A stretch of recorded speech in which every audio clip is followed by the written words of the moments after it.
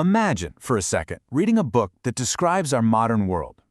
Smartphones, video calls, electric cars, but it was written way back in 1944. Well, today, we're diving into an absolutely incredible vision of the future, a creative leap of the imagination that saw our world with shocking clarity, long before it was real. So how on earth did he pull it off? Well, this is the man behind it all. Periyar Ramasamy. He was a social reformer, a thinker, and a political leader from South India. And he was a fierce, fierce advocate for reason and social justice. And that deep commitment to logic, well, that's what fueled his amazing ability to think so creatively about the future. And this wasn't just some local reputation. We're talking global recognition. UNESCO itself gave him this incredible citation, calling him a prophet of the new age. And that wasn't just a fancy title. It was a nod to a mind that was always looking ahead, creatively sketching out a future that most people couldn't even begin to picture. So that brings us back to the big question. How did he do it? How could anyone, decades before the microchip was even a thing, describe the very device that's probably in your hand or your pocket right now? Well, the answer all comes down to his unique philosophy. And this is where things get really fascinating.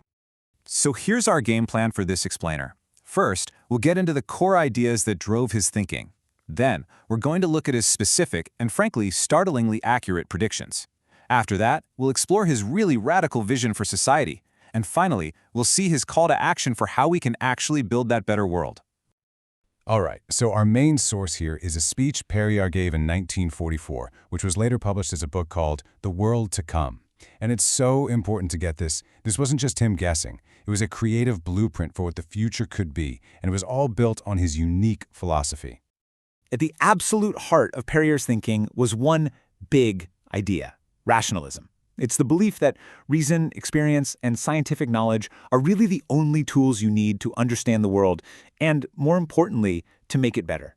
For him, this wasn't just an abstract ideal. It was the engine that powered his entire creative vision. And he really saw this as a clash between two types of thinkers. On one side, you have the rationalist, who's always using science and experience to creatively build something new and better. And on the other side, you have the pundit, who just clings to old books and believes the past can't be changed. For Periyar, pretty much all of human progress was about the battle between these two ways of thinking.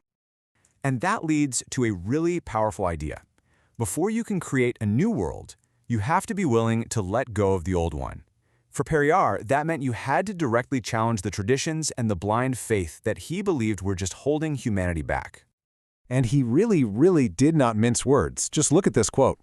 He saw unthinking tradition not as something harmless, but as a deadly snake, a poison that he felt paralyzed society and stopped it from creating a better, more logical future.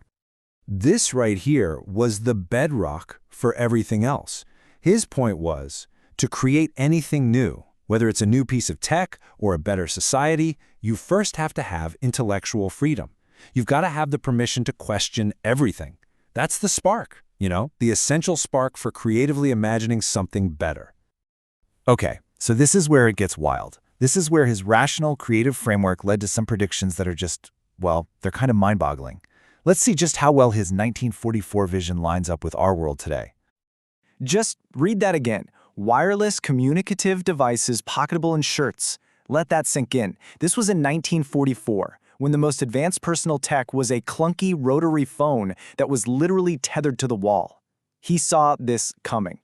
And there you have it. He was describing a smartphone, and this shows you how he did it. It wasn't some kind of magic. It was creative logic. He just took the basic ideas of radio and communication and projected them forward, imagining what their final, most convenient form would look like. What a leap. But he didn't stop there. Oh no.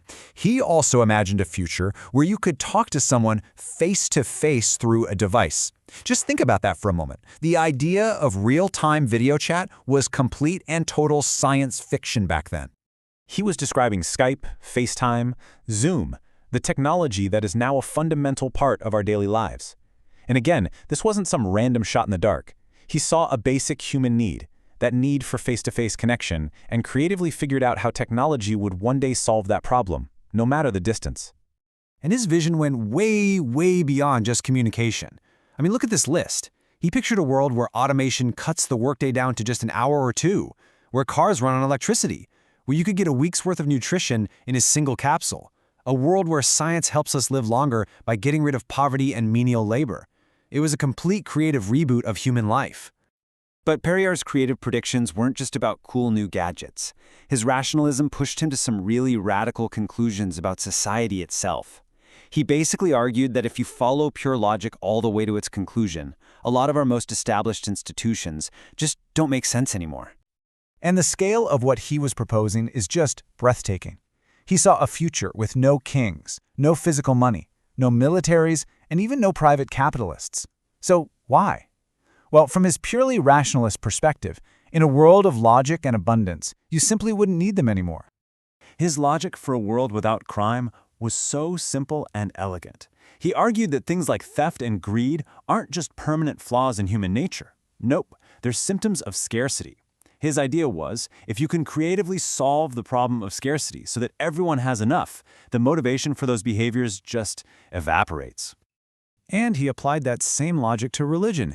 His thinking was that the idea of God often comes from human necessity, to explain things we don't understand or to hope for a better life. So he reasoned that in a future where science gives us the answers and society takes care of everyone's needs, that necessity, and with it, the idea of God, would just naturally fade away. But here's a really important part. Periyar didn't think this future was just going to happen on its own. For him, the world to come wasn't a prophecy to sit and wait for. It was a creative project. It was something that had to be actively, intentionally built. And he even laid out a clear plan for how to do it. Step 1, education. You have to fight ignorance. Step 2, you have to challenge the people who benefit from keeping things the old way. And finally, step 3, you have to empower the young people and the rational thinkers to lead the charge. And this is his closing thought. It's so powerful. It's not a passive wish, it's an active invitation. He's asking everyone, his audience back then, and I think us today, to join the ranks of the creators and to actually take part in building a more rational, a more imaginative world. And that's really why this 80-year-old text still hits so hard. It leaves us with a direct challenge, right? Are we just accepting the world as it is, or are we, like him, using our reason and our creativity to actively imagine and build the world that is still to come?